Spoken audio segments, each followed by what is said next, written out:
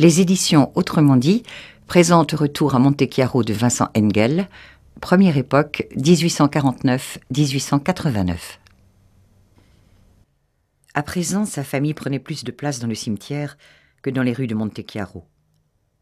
Adriano suivit le père Baldassare et les quelques villageois qui les avaient accompagnés jusqu'à l'entrée, où on l'embrassa encore, mais avec plus d'empressement qu'à l'annonce du décès de ses parents. La vie, décidément, était impatiente, et il fallait être riche pour pouvoir s'adonner au malheur. Les gens s'éloignèrent, et Adriano resta seul avec le père Baldassare et le soleil. « Viens, Adriano. Nous avons à parler, toi et moi. » Ils remontèrent à pas lourd vers la porte de Sienne. Souvent, en passant sous cette arche antique et délabrée, le religieux murmurait qu'un jour ou l'autre, si l'on ne se décidait pas à la restaurer, quelqu'un se ferait tuer par la chute d'une pierre. Cette fois-ci, il ne fit aucun commentaire. « Vous avez demandé qu'on répare la porte ?» demanda l'enfant. « Tu sais, je n'ai pas grand-chose à dire. Je suis à Monte-Chiaro que depuis 5 ans, et je ne suis même pas originaire de la région. Si vous dites que le passé c'est important, pourquoi refusez-vous de me raconter votre histoire, votre arrivée à Monte-Chiaro? Tout ce qui vient du passé n'est pas bon à prendre, et ma vie ne t'apportera rien qui puisse t'aider à affronter la tienne. » Adriano se demanda un instant si, contrairement à son habitude, en raison de la solennité de l'événement, Baldassare n'allait pas poursuivre cette discussion derrière ses propres murs. Mais le prêtre passa devant sa porte sans ralentir, et avant l'église San Stefano, bifurqua dans la ruelle qui grimpait vers le giardinetto, puis replongeait vers la porte des pèlerins. Les maisons bordant ces chemins étroits étaient misérables, mais elles semblaient confortables à Adriano. Dans son quartier, de l'autre côté de Monte-Chiaro, près de la porte du Soleil, les masures étaient plus délabrées encore. La pente était raide jusqu'au giardinetto, et le père peinait davantage que dans la montée du cimetière. « Je m'arrêterai chez Nardo pour lui emprunter son âne. Nous avons une longue route à faire, et je tiens à vivre au moins jusqu'à ce soir, jusqu'à ce que je sois tranquillisé sur ton avenir. »« Mon avenir, père Baldassare ?» Adriano s'étonnait que l'on puisse se poser une question à laquelle une seule réponse semblait envisageable. Son avenir serait pareil au passé de ses parents, et ce n'était pas la peine d'enfourcher un âne sous le soleil de juillet pour si peu. « Oui, Adriano, j'aimerais t'offrir ce qui, malheureusement, est refusé à la plupart de tes semblables.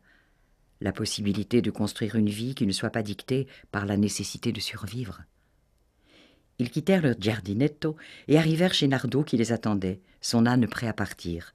« J'ai mis une outre pleine d'eau. » Baldassare tendit une pièce qui disparut sans commentaire dans la main du paysan. « Parfait. Allons-y, Adriano. La route est longue jusqu'à la Villa Bosca. »« La Villa Bosca?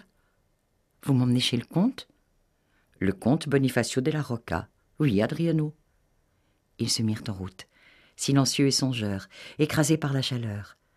Adriano essayait de profiter des ombres mêlées de la bête et du cavalier pour alléger sa marche, bien que le soleil fût d'aplomb.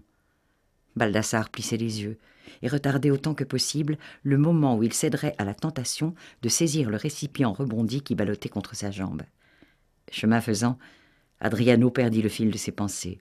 Il percevait comme de loin le fonctionnement mécanique de son corps, concentré sur ses jambes, et dans le même temps s'en détachait de plus en plus, pas après pas.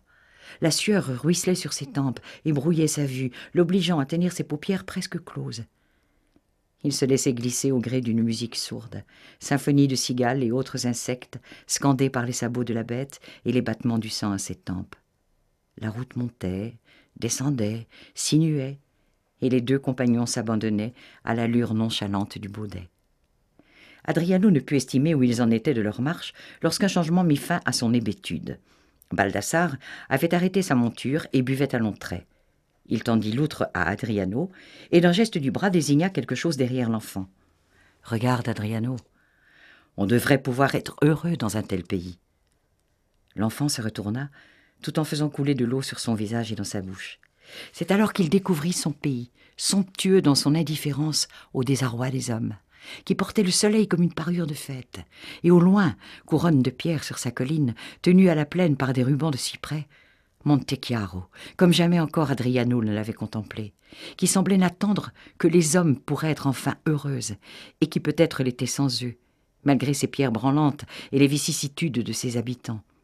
Ville et pays étaient d'une autre espèce, d'une race supérieure à laquelle les humains s'étaient laissés asservir à cause de leur faiblesse, de leur soif de pouvoir ou de leur difficulté à vivre, mais qui attendait toujours que les esclaves se libèrent et la rejoignent dans le bonheur.